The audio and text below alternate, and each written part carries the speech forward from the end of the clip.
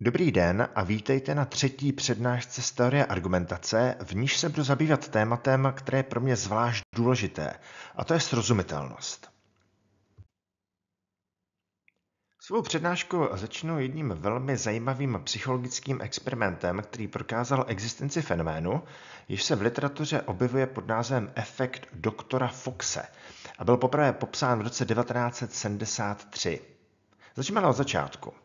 Roku 1970 vystoupil před auditoriem složeným z renomovaných psychiatrů a psychologů, všichni měli titul MD anebo PhD, doktor Myron L. Fox a přednesl přednášku s názvem Použití matematické teorie her při výuce lékařství. Samotný název je dost zavádějící a nakonec se ukáže, že obsah té přednášky byl naprosto nesmyslný, protože doktor Fox používal nesmyslné věty, dopouštěl se produkce četných novotvarů, velmi často nesprávným způsobem používal logiku, to znamená, že věty obsahovaly nesprávné vztahy vyplývání, tvrdil protikladné věty a často zahltil svůj výklad naprosto nesouvisejícími informacemi. Dokonce se nejednalo ani o skutečného lékaře. Pod tou maskou Myrona L. Foxe se ve skutečnosti nacházel americký televizní herec Michael Fox, který je známý především v souvislosti s mnohem slavnějším Michaelem J. Foxem, který kvůli jakési herecké asociaci musel do svého jména zařadit to prostřední L a proslavil se později především ve filmu Návrat do budoucnosti. Problém pro posluchače byl ale v tom, že Myron Fox jako profesionální herec, nebo ten údajný Myron Fox jako profesionální herec, byl vynikajícím rétorem a působil velice přesvědčivým dojmem. Byl výřečný a sebejistý a toto jeho vystupování značně zapůsobilo na přítomné posluchače a následně vedlo k vynikajícím evaluacím, které měli účastníci přednášky vyplnit po ukončení přednášky. Já o tom fenoménu mluvím kvůli tomu, že si musíme my jako posluchači a zároveň my jako mluvčí dávat pozor na to, abychom nepodlehli svodům přílišné sebejistoty. Někdy prostě lidé vypráví nesmysl a jedno, jak důvěryhodně přitom působí. A právě proto je pro mě tak důležitým tématem srozumitelnost. Bez srozumitelnosti totiž vůbec není možné dosáhnout skutečného poznání. Podmínkou poznání je srozumitelnost, která umožňuje to, co už jsem zmiňoval několikrát, intersubjektivní veřejné ověření pravdivosti a zdůvodněnosti jednotlivých přesvědčení. Pokud se mluvčí vyjadřuje nesrozumitelně, my jako jeho posluchači nemůžeme ten test vůbec provést. A tím se dostáváme k mému oblíbenému vtipu od Zacka Wienersmithe, který publikuje každý den komiks s názvem Saturday Morning Breakfast Cereal. V jednom vydání ten vtip tvořila pouze tato tabulka, na které je anglicky napsáno vědecké články průvodce. Všimněte si, že všechny články můžeme rozdělit podle několika kritérií do 4 skupin. Buď jsou průměrné věty v tom článku jednoduché na pochopení, anebo jsou věty v článku obtížné na porozumění.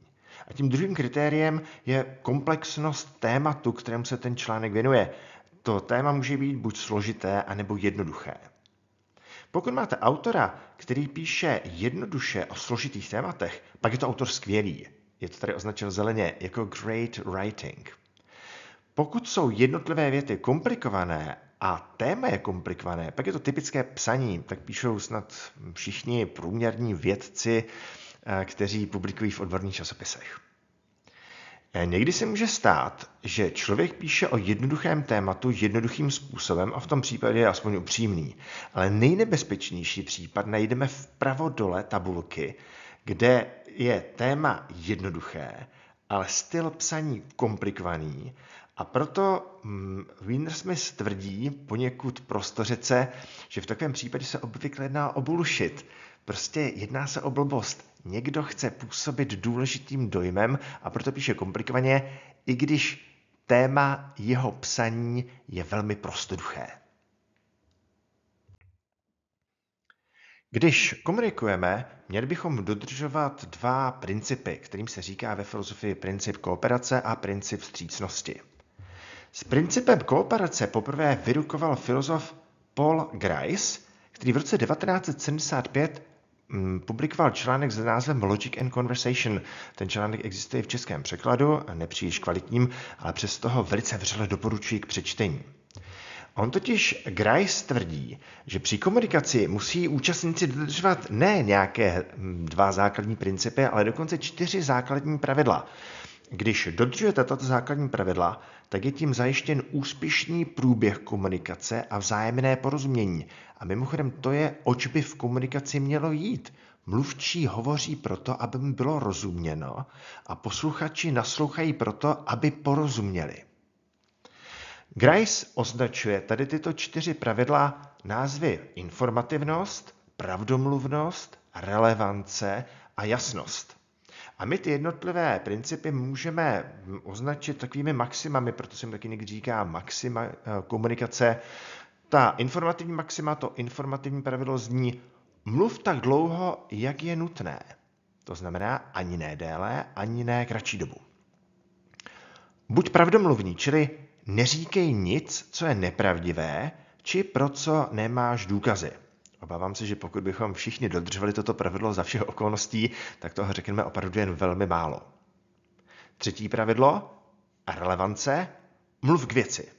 Neodbíhej od tématu, drž se toho, o čem máš hovořit. No a poslední 4. maxima, 4. pravidlo jasnosti zní, vyhýbej se nejednoznačnosti, buď stručný a pořádný. Mně připadá nejdůležitější to úplně poslední slovo, buď pořádný. O to bychom v komunikaci měli usilovat všechno. Měli bychom být pořádní, abychom prezentovali naše myšlenky srozumitelným způsobem, který je snadno uchopitelný. O něco později formoval americký filozof Donald Davidson ještě jeden princip, jímž se řídíme při vzájemné komunikaci, a to je princip vstřícnosti. Davidson ho popsal v eseji Radical Interpretation, který publikoval v roce 1973, a Davidson si všímá pozoruhodné skutečnosti. Lidé si někdy rozumějí, i když jeden z účastníků úmyslně porušil komunikační pravidla nastíněná Gricem. My totiž se snažíme opravdu silně porozumět našim partnerům v komunikaci, řídíme se totiž tím už zmíněným principem vstřícnosti. No, protože jsme vstřícní vůči našim posluchačům, pokud jsme mluvčími, a protože jsme vstřícní jako posluchači vůči mluvčím, kteří k nám hovoří, tak může komunikace fungovat i v situacích, které jsou poněkud komplikovanější. Představte si několik následujících. Lidé si rozumí, i když jeden z účastníků použije nějaký novotvar, to znamená slovo, které dosud nebylo nikdy použito. Příklad jsem vybral z pohádky Jana Wricha o žlutém mužátku, kde Wrich píše: Na ostrově Hokkaido kuká v lese kokaido. I když slovo kokaido v češtině zjevně neexistuje, tak si myslím, že všichni mu nějak intuitivně rozumíme. Jsme totiž vůči Wrichovi vstřícní a tušíme, že se asi jedná o něco na způsob kukačky, protože kuká. Je to ale zvláštní japonská kukačka, která žije na japonském ostrově Hokkaido, a proto se jí asi dá říkat kokaido. Sice jsme porušili ty Gricem formulované principy z předchozího slajdu, ale přesto Wrichovi při troše dobré vůle dokážeme porozumět. Jiným příkladem podle Davidsona velmi důležitým jsou metafory. Člověk, který použije metafory, úmyslně poruší pravidla komunikace. On totiž nahrazuje doslovný význam nějakým významem přeneseným. Ale přesto, pokud sdílíme stejný kulturní kontext, tak jsme schopni mluvčímu porozumět. Příklad pochází z Shakespeareovy hry Bouře a zní: Ze stejné látky jsme, z níž spřádají se sny, a život je jen ostrůvek, co ze všech stran je obklopený spánkem. Opět, pokud se zamyslíme nad tím, co se nám alžbětinský básník snaží sdělit, pochopíme, oč mu jde, i když ta jednotlivá slova vytržená z kontextu nepůsobí příliš srozumitelně. No a Davidson si všímá i zajímavého fenoménu zmluvené řeči, a to jsou přeřeknutí. Davidson jim říká malapropismy, a to po vzoru paní Malapropové, což je postava vystupující v divadelní hře Sheridana The Rivals z roku 1775. Paní Malapropová se snaží mluvit velmi inteligentně, ale prostě nedisponuje dostatečným vzděláním. Myslím si, že z našeho okolí snad všichni známe někoho podobného. A proto, když chce říct paní Malapropová anglickou větu obsahující frázi a nice arrangement of epithets, což znamená pěkné uspořádání přívlastků, někoho se snaží pochválit, že pěkně hovoří, vyjde místo toho a nice derangement of epitaphs, čili pěkné zmatení epitafů. Ale přesto posluchači, kteří se řídí principem vstřícnosti, můžou paní Malapropové anebo její podobným mluvčím porozumět. Řekneme si, že asi neřekla to, co řekla úmyslně, nedržíme se doslovného významu jejich slov, ale pokusíme se pochopit, co nám chtěla říct, jaká byla její intence, když svou komunikaci začínala. No a právě principy kooperace a principy vstřícnosti nám umožňují komunikovat i v situacích, které jsou prostě komplikované a kdy se mluva anebo text může zdát neprůhledný, netransparentní. Existuje mnoho případů, kdy dochází k porušení kooperace, ale to nikoli z metaforických anebo básnických důvodů. Já jsem vybral 2 příklady, které pochází z českého politického prostředí a hrdinou obou 2 ukázek je bývalý premiér Andrej Babiš. Babiš mluví i na půdě sněmovny dost zmatečným dojmem a ani při nejlepším použití principu kooperace a principu vstřícnosti mu nelze porozumět. Příklad. Když jsme hráli Game of Thrones celé noci, to byl boj o fleky, sushi deal, dohoda z Osaky, že Timmermans bude předsedou, tak V4 získala další země, aby zkrátka ten šílenec Timmermans tam nebyl. Je tam Uršula. Ale ta si políbila prsten tím zeleným fanatikům v Evropském parlamentu a ti se stále neprobudili. Kde je ta Greta? Proč nekřičí ta Greta? No, protože řeší Izrael. Globální vlivy. Andrej Babiš neporušuje principy komunikace úmyslně, aby nám ukázal nějaký žert anebo neotřelé vyjádření. On je prostě nekompetentním anebo aspoň nedostatečně kompetentním mluvčím češtiny a proto jeho věty nedávají větší smysl a my bychom se asi zbytečně intelektuálně trápili, kdybychom se mu snažili porozumět. Jiný příklad. 619 miliard jsme dali za covidu. My jsme zachránili zaměstnanost, lázeňství, v Třeboni, Piráti tam, čerti. Ne, nás tam chtěli zmlátit, tak měli být rádi. Podobný případ, kdy Andrej Babiš se uchýlí k takovým fragmentárním výkřikům, které nedávají ani při velice blízké analýze smysl. A já apeluji na své současné posluchače, aby se snažili principy kooperace dodržovat, pokud je to možné, protože, jak už jsem řekl, cílem komunikace je porozumění. Mluvme tak srozumitelně, aby nás publikum chápalo a naslouchejme natolik pozorně, abychom zachytili mluvčího myšlenky. Někdy se stane, že ani při nejlepší vůli nedokážeme pochopit, co se nám snaží sdělit komplikovaně se vyjadřující autoři. A v tomto případě bychom měli všichni ubrat na vstřícnosti a řídit se spíš epistemickou ostražitostí. Já se omlouvám za to, že opět používám svůj oblíbený termín epistemologie. Připomínám, že označuje filozofickou nauku o poznání. A proto epistemická ostražitost je ta ostražitost, která je na místě v případech poznávání. Termín poprvé použil francouzský antropolog a psycholog Dan Sperber, který v roce 2010 publikoval se svými spolupracovníky článek Epistemic Vigilance, čili epistemická ostražitost. Sperber upozorňuje na to, že přílišná vstřícnost posluchačů může být v komunikaci někdy zneužita podvodníky, kteří sledují své vlastní zájmy. A proto bychom někdy měli ubrat na vstřícnosti a spíše posílit naši ostražitost, aby nás někdo ze zlé vůle netahal za nohu. Často to bývají nejrůznější myslitelé, vyvolávající iluzi hloubky. Dan Sperber tady tento fenomén označuje jako guru efekt. Sperber upozorňuje na to, že někteří autoři, některé autority Používají nesrozumitelnost pro zamaskování své myšlenkové prázdnoty.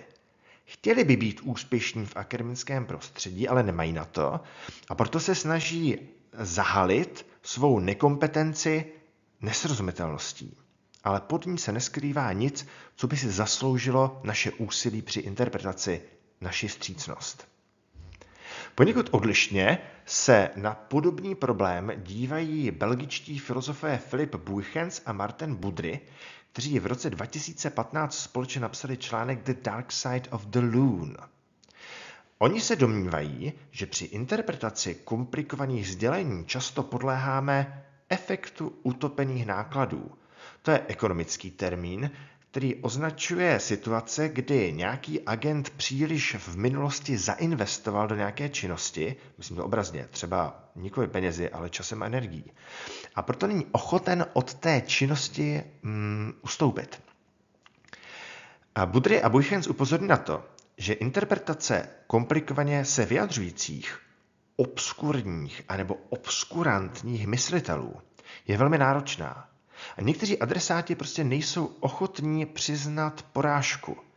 Čtete ty texty dál a dál a říkáte si, přece v nich musí být něco hlubokého, když jsou napsány tak komplikovaným způsobem. No a efekt utopených nákladů se projevuje právě v tom, že po té dlouhé investici už nejsme ochotni ustoupit z našeho snažení a zabýváme se těmi texty dál a dál čistě mechanicky a doufáme, že snad někdy nazříme, oč vlastně šlo, i když racionálnějším přístupem by bylo to úsilí vzdát. Domnívám se, že tady tento fenomén je častý právě v akademickém prostředí. Někteří lidé, kteří jsou vyučujícími na univerzitách, například profesionální filozofové, se celý život zabývají tématem, o kterém si nechtějí přiznat, že je vlastně zcela nesmyslné. Je to možná kvůli tomu, že moc neumí jazyky, vystudovali za minulého režimu, ničemu vlastně moc nerozumí a ve světě se příliš neorientují a proto se dál musí zabývat tím, co začali jako mladí nadějní badatelé a dělat to až hořkého konce, nebo možná do sladkého vysvobození, které spočívá v odchodu do akademického důchodu. Na následujících snímcích uvedu několik případů nesrozumitelnosti, která nám znemožňuje pochopit, oč mluvčímu jde. Ten první příklad jsem si vybral z antiutopického nebo dystopického románu britského spisovatele George Orwella, který se jmenuje 1984. Orwell při svém popisu totalitního zřízení ve fiktivní oceánii mluví o takzvaném newspeaku, novořeči. To je jazyk, který byl vytvořen vládnoucí stranou, aby znesnadnila chápání skutečných významů slov a zatemnila možnost komunikace. A proto anglické termíny jako třeba crime think nebo old think označují způsoby myšlení, které jsou nebezpečné. Kdykoliv někdo mluví samostatně, tak je jeho myšlení označováno jako crime think. Podobně dobře znící slovo good sex ve skutečnosti označuje sexuální vztahy sloužící k plození dětí, zatímco ty ostatní sexuální vztahy jsou označeny jako sex crime. V ideálním případě by člověk žijící v oceáni měl být schopen takzvaného double thinku, to znamená dvojího myšlení, kdy je schopen chápat zároveň protiřečící si kontradikce.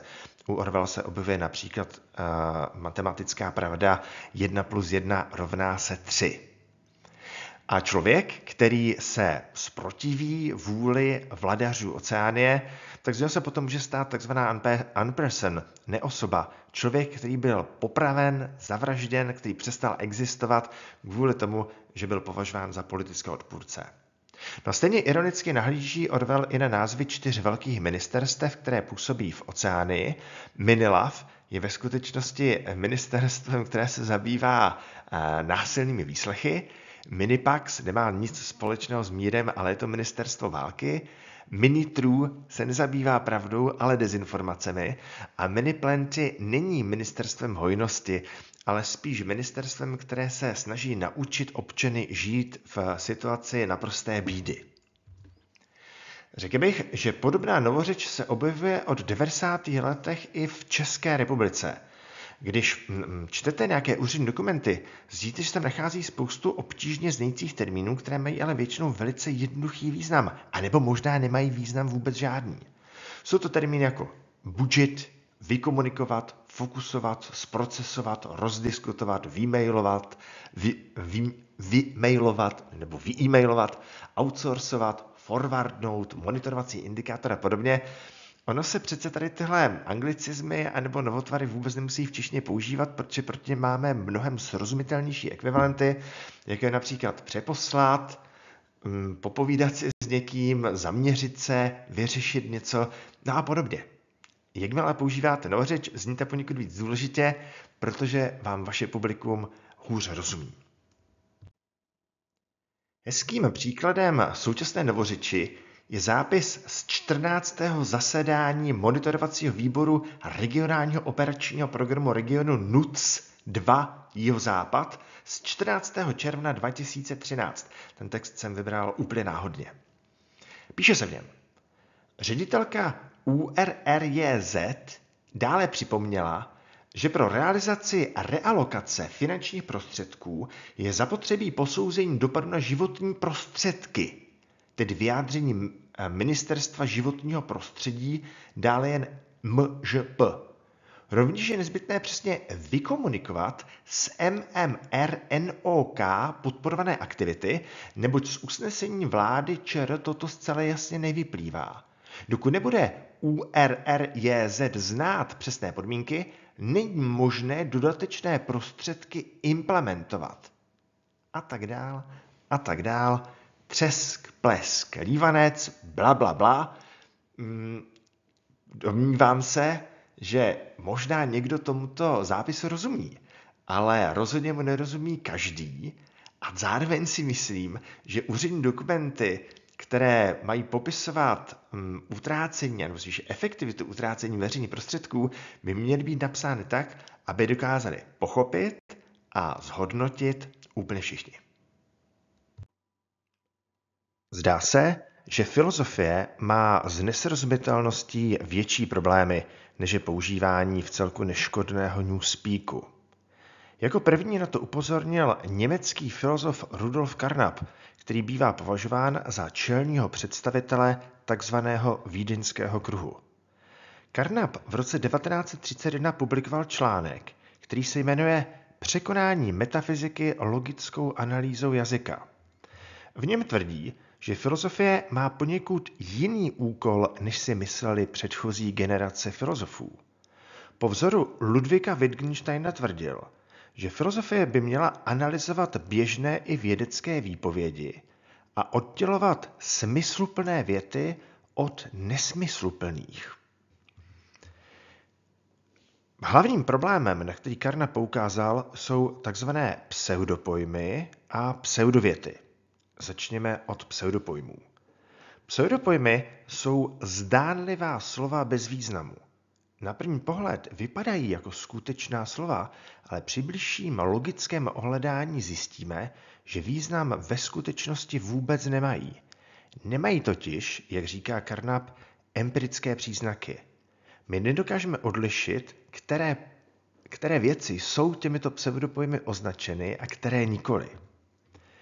Carnap uvádí celou řadu příkladů z dějin filozofie a říká, že mezi pseudopojmy patří třeba bytí soucího, nejsoucí, absolutní duch, bytí samo o sobě, nejá a tak dále.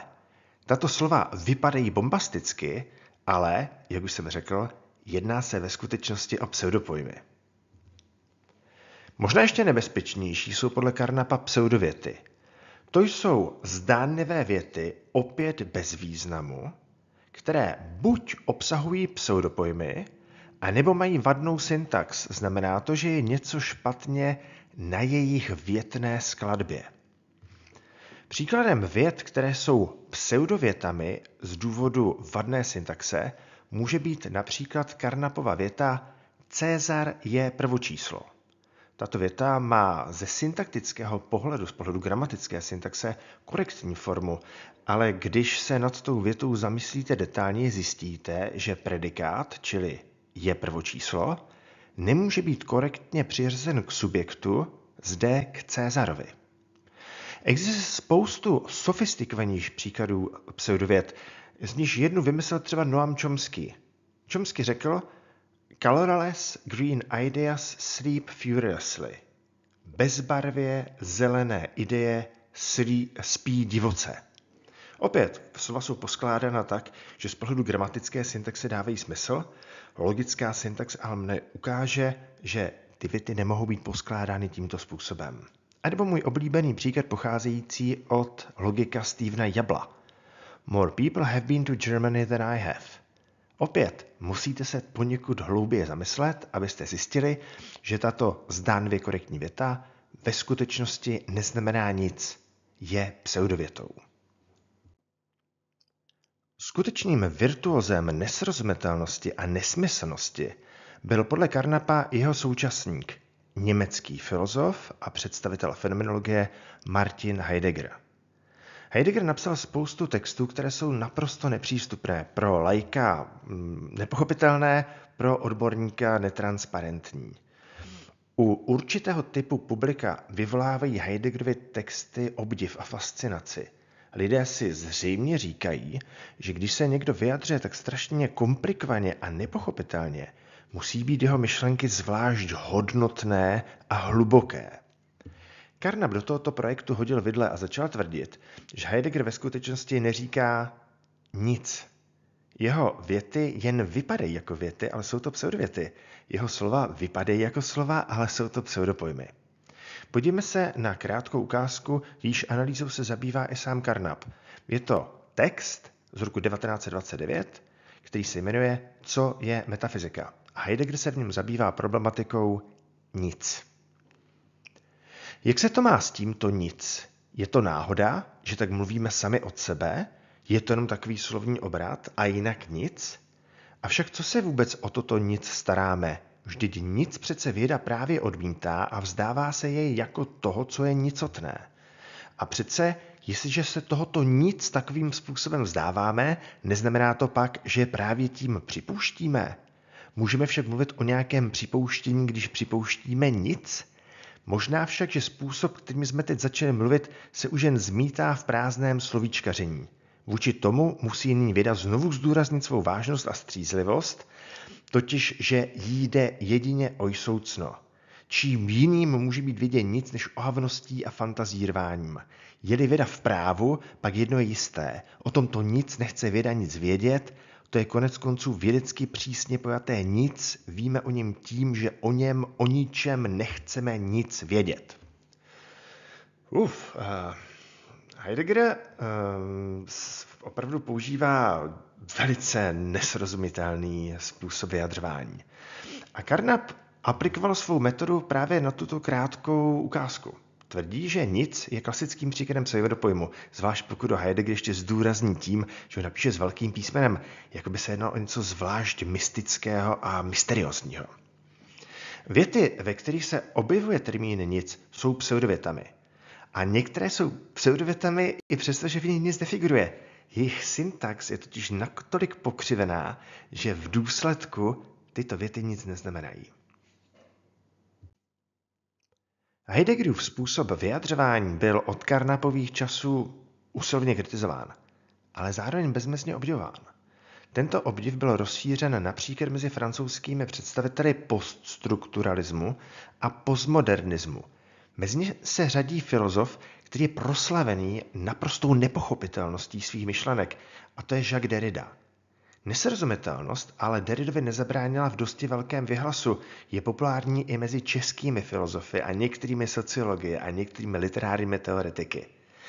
Já jsem vybral opět krátký úryvek z jeho eseje Bílá mytologie a je to část, v níž Derrida vysvětluje podle jeho názoru velice důležitý pojem, a to je katachréze. Přečtu jen jednu krátkou pasáž označenou v samotném textu tučně. Katachréze vůbec záleží v tom, že znak, který je již afikován nějakou první ideou, je afikován nějakou novou ideí, je žádný znak neměla, anebo již v jazyce žádný zvláštní nemá. Pokud máte zájem, můžete si přečíst tu stránku celou, anebo dokonce celý text, který byl, jak vidíte, přeložen do češtiny. Já si vždycky při četbě obdobných myšlenek řeknu, jestli jim čtenáři skutečně rozumí. Mám na to takový jednoduchý test. Říkám si, co by se stalo, kdybych předložil údajnému milovníkovi Derridova smýšlení ten samý text, který by se lišil pouze negací. Například jedna věta by zněla katachréze vůbec záleží v tom, že a tak dále. A druhá by začínala katachréze vůbec nezáleží v tom, že a věta by pokračovala v nezměněné podobě. Je to jakýsi Turingův test porozumění Derridovým textům a nejenom textům tohoto autora. Jsem si téměř jistý, že ani lidé, kteří se považují za odborníky na Derridovo dílo, by mezi nesmyslnými větami tohoto typu nedokázali odlišit. Zatímco u Heideggera a Derridy si dovoluje nesrozumitelnost kritizovat, objevuje se i v jiném diskurzu, a to v oblasti krásné literatury, beletrie, řekněme umění. Zde je příklad od mého oblíbeného německého básníka Christiana Morgensterna. Je to jeho slavná báseň z roku 1905 Veliké lalula. Přečtu opět jenom pár řádků. Krak lakva kve kora nere, ksonsi rýři gvelira, brivsi bravsi gutužere, gasty dasty krá, lalu lalu lalu lalu lá. Morgenstern v tomto nonsensovém způsobu básní pokračuje. A mě vždycky napadá otázka, jaký je rozdíl mezi Heideggerovou a Derridovou nesrozumitelností na jedné straně a Morgensternovou na druhé straně. Proč mám Morgensterna velmi rád a Heideggera s Derridou dost intenzivně nesnáším? Důvod je podle mě jasný. Morgenstern si nehraje na to, že svou básní sděluje nějaké hluboké myšlenky. Hraje si spíš se zvukomalebností a ironicky vydává dohromady slova, která prostě možná znějí pěkně, ale neznamenají nic. Oproti tomu Heidegger a Derrida se tváří, že nám sdělují hluboké pravdy. U Heideggera je vidět, že své teze považuje za hlubší a důležitější, než jsou ty banální pravdy vědy. A ještě jeden příklad nesrozumitelnosti, který mi vytane na mysli. Když jsem byl středoškolským studentem, tak jsem se dost často trápil u příručky Matematické vzorce od Hanse Jochena Bartsche. Už si ani nepamatuju, co tady tento konkrétní úryvek znamená. Dokážu z toho rozšifrovat, že se jedná o jakési funkce obsahující sinus a kosinus. Pohlédnuli na tento slovní salát, nebo spíš změť znaků, kterým nerozumím, tak si opět říkám, nedopouštím se chyby v tom, že nerozumím Heideggerovi stejně jako Bartschevi? Ne, myslím si, že problém je v něčem jiném. Jsem si totiž jistý, že těmto Bartschovým rovnicím odborníci skutečně rozumějí. A kdybych náhodou zaměnil na nějakém řádku mínus za plus, tak si to odborník skutečně všimne a bude pobouřen, že obsahuje ten vzorec překlep anebo matematickou chybu. U Heideggera a Derridy jsem si naopak jistý, že ani lidé považující se za experty v této oblasti ve skutečnosti nechápou, co se tito autoři snaží říct. A ještě silněji. Domnívám se dokonce, že tito autoři se nesnaží říct vůbec nic, jen vytvářejí iluzi hlubokomyslných sdělení i tam, kde se nachází naprosté nic. Americký filozof jazyka John Searle kdysi poskytl rozhovor českým novinářům a zamyslel se v něm nad výsadním postavením nesrozumitelných filozofů, jako byl Heidegger anebo Derrida v současném akademickém prostředí. Já si dovolím z toho rozhovoru odcitovat delší pasáž, protože Searle se vyjadřuje opravdu velice břitce a kriticky. Derrida představoval ve filozofii dost zvláštní úkaz. Byl to nefalšovaný šarlatán. Šarlatán je podle definice někdo, kdo předstírá, že zná věci, které nezná, a že dokázal věci, které se mu dokázat nepodařilo. Na tom případě je pozoruhodné, že když se podíváte blíž na argumenty, které Derrida používá, tak se jasně ukáže, že nepochopil úplné základy filozofie jazyka. Nejlepší poznámku v tom směru přičinil můj přítel Michel Foucault, který řekl: Derrida praktikuje metodu teroristického obskurantismu. Tak jsem se ho zeptal, co tím myslí, a on řekl: Derrida píše prostě tak špatně, že se mu nedá rozumět, čili to je ten obskurantismus. A když ho začnete kritizovat, tak vám okamžitě řekne: ale vy jste mě špatně pochopil, vy jste prostě hlupák, vous êtes idiot. Čili to je zase ta teroristická část a dohromady to dá teroristický obskurantismus. Searleová kritika nesrozumitelnosti ve filozofii je čím dál tím častější. Obvykle bývá kritizován pro nesrozumitelnost francouzský strukturalismus, postmodernismus, často vycházející z německé fenomenologie. V roce 1996 se objevil zajímavý případ, v němž jako hlavní hrdina figuroval americký fyzik Alan Sokal. Ten publikoval v časopise Social Text článek s velmi tajuplným názvem Transgressing the Boundaries Towards a Transformative Hermeneutics of Quantum Gravity. Aniž byste byli odborníkem na francouzský strukturalismus a kvantovou teorii, tak vidíte, že dal Sokal dohromady pojmy ze zdánlivě neslučitelných disciplín, řekněme z literární teorie, z filozofie a z teoretické fyziky. Pointou toho článku byla skutečnost, že to byl podvrh. Sokal vybral z nejrůznějších textů ty nejvíce nesrozumitelné pasáže, smíchal je dosti náhodně za sebe a poslal tento článek do recenzního řízení v Social Text. Byl jsem překvapen, když mu redakce ten článek přijala a dokonce ho chválila za odvážný pokus aplikovat moderní filozofické metody v oblasti teoretické fyziky. Sokal potom vyrukoval zpravdu ven a říkal, ten článek je nesmyslný a jeho čtenáři se nechali zmanipulovat. Oni hledají hloubku někde, kde se žádná hloubka nenachází.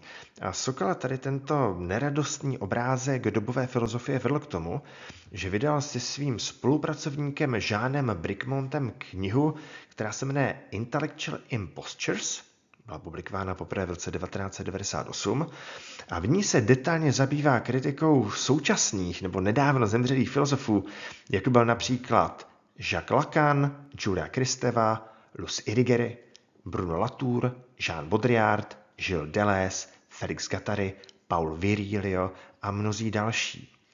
Ukázal ve své knize, že tyto filozofové a mnozí jiní dělají obrovské chyby, když mluví o současné vědě, především s oblibou mluví o současné fyzice. Nechápou matematiku, nechápou ani objevy filozofie 20. století. A všechna tady tato neporozumění jsou zahalena do hávu nesrozumitelnosti, která má texty tohoto typu učinit přitažlivější pro čtenáře, kteří se nechávají zmanipulovat.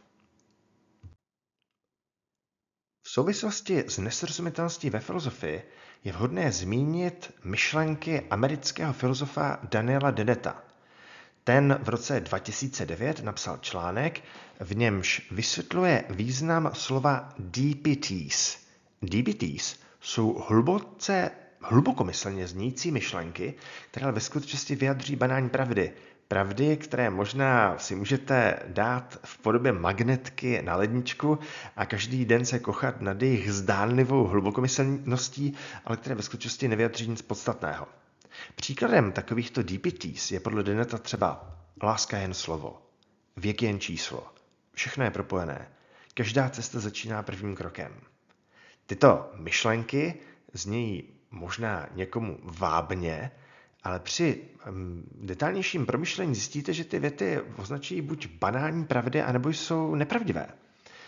Láska je jen slovo? No, není to jen slovo. Je to přeci i hluboký cit, který k sobě cítí osoby opačného pohlaví, rodiče a děti, anebo přátelé.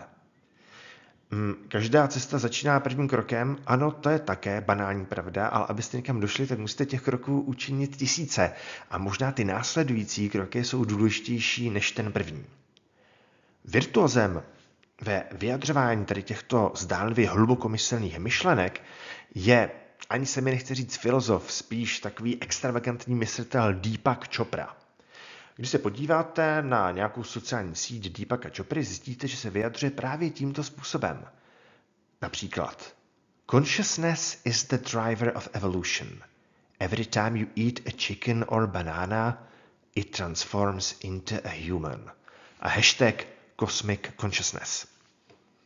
Já teda nevím, jestli když skonzumujete kus kuřete nebo banánu, dochází k jakési mystické transformaci kuřete a banánu v člověka, ale někomu možná tyto myšlenky opravdu znějí přitažlivě. Na internetu narazíte na celou řadu generátorů hlubokomyslnosti. Odkazy na tyto jednotlivé stránky najdete v handoutu k této přednášce. Když kliknete na Wisdom of Chopra, tak vám to bude generovat náhodně podobně znějící fiktivní pseudomyšlenky napsané právě ve stylu Deepaka Chopry. New Age Bullshit Generator už dokáže vygenerovat delší texty na podobná témata, která nebudou dávat větší smysl, ale ty texty budou vypadat jako samostatně napsané eseje. No a Postmodernism Generator dokáže k takovýmhle vymyšleným nesmyslům dodat i přesvědčivě vypadající poznámkový aparát a možná na nějaké hodině, co já vím, sociální filozofie anebo francouzského strukturalismu byste mohli uspět s esem, který byl napsán právě tímto způsobem. Nemusím dodávat, že dnešní velké jazykové modely, jako je třeba ChatGPT, dokáží generovat texty tohoto typu, ale krom toho dokáže umělá inteligence generovat i smysluplné texty, které by možná myslitelé v uvozovkách jako Heidegger, Derrida nebo Chopra produkovat nedokázali. Na posledním slajdu své prezentace bych se chtěl zamyslet nad fenoménem, kterému se říká anglicky bullshit. Zní to pejorativně, zní to urážlivě, ale ve filozofii se jedná o dosti seriózní téma výzkumu. Do filozofie ten termín bullshit zavedl americký filozof Harry Frankfurt, který v roce 1986 publikoval krátkou esej s názvem On Bullshit. A tato esej byla později publikována jako taková tenunká knížečka v roce 2005. Mně se ale víc líbí, co o bullshitu říká britský popularizátor filozofie Stephen Law, který dokonce napsal knihu s názvem Believe in Bullshit. Připadá mi inspirativní, jakým způsobem Law mluví o nesmyslnosti, používá přitom termín pseudo-profundity. Do češtiny bych to přeložil asi jako zdánlivá hlubokomyslnost. Law píše: Pseudo-profundity is the art of sounding profound while talking nonsense. Převedl bych to do češtiny asi tak, že zdánlivá hlubokomyslnost je umění znít hluboce, i když říkáte nesmysly. No a Law provádí detailnější analýzu, co těmi nesmysly vlastně může být. Mám tady několik příkladů. Bullshit je třeba zjevná nepravda, jako je věta, je to neškodná chřipka, míněn je tím covid. Pokud řeknete, že covid je neškodná chřipka, tak je to prostě nepravda, je to bullshit. V jiném případě ale může být bullshit spíš nesmyslný výrok, jako třeba nemoc je stav mysli. To ale přece není jen otázka nějakého psychologického naladění. Na nemoci se umírá, nemocemi se trpí, není to jen něco, co se odehrává v hlavě nemocného. No a některé příklady bullshitu jsou banálními pravdami, jako třeba každý na něco umře. My bychom ale přece měli chtít, aby ta smrt nastala co nejpozději a za co nejméně stresujících okolností. V následujících slajdech se budu ještě věnovat několika cvičením z oblasti srozumitelnosti, ale úplně na závěr této přednášky vám doporučím, abyste si tu Lawovou knihu přečetli. Je opravdu velice inspirativní. K této přednášce jsem připravil se svými spolupracovnicemi praktické cvičení, které testuje vaši schopnost porozumět textu. Jedná se o 6 krátkých úryvků, které si máte přečíst a zjistit, které věty z 5 možných jsou v kontextu úryvku pravdivé. Poprosil bych vás, abyste se podívali do handoutu k této přednášce, kde si můžete jednotlivé úryvky sami přečíst a pokusit se zamyslet nad správnými odpověďmi. Ty úryvky pocházejí ve 3 případech z krásné literatury a ve 3 literaturech z textu odborného. Je to krátký úryvek z Žila Verna, Artura Conana Doylea, Oscara Wilda a potom 3 krátké ukázky z učebnice moderní pedagogiky od Geoffreyho Pettyho. Toto je první, druhá a třetí. Za pár vteřin vám řeknu správné odpovědi, ale pokud si chcete otestovat svou funkční gramotnost samostatně, budu rád, když nejprve nahlédnete do handoutu a teprve potom vyhodnotíte, jak jste uspěli. A prosím, zastavte toto video a na správné řešení se podívejte až potom. Ty správné odpovědi jsou 1B, 2C, 3E, 4A, 5D a 6C. Díky za pozornost a budu se těšit při další přednášce, která bude se srozumitelností úzce souviset. Bude se totiž týkat definicí.